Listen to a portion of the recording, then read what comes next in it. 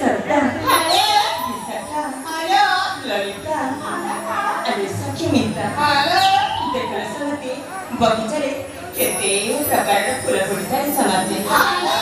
हेले ध्यान रखी गोलाप फूल खाई जाइलो सतरे हाथीटा बहुत दृष्टि कम करुछ समाते समाते तुम कुछ कहबनी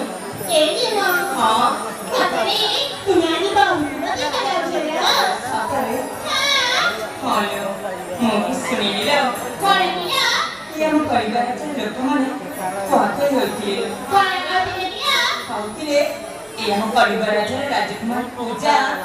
ବହୁତ ସୁନ୍ଦର କରି କୁହାକୁ ହୋଇଥିଲେ ମୁଁ କଣ ସୁନ୍ଦର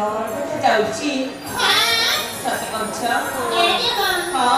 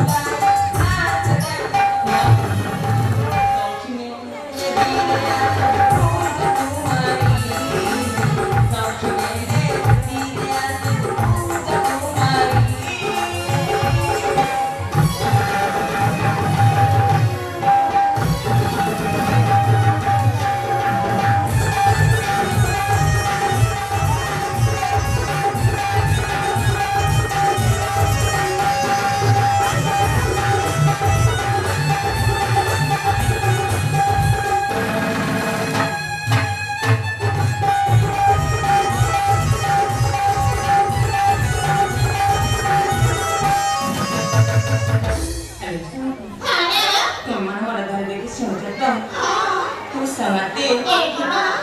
koi dita.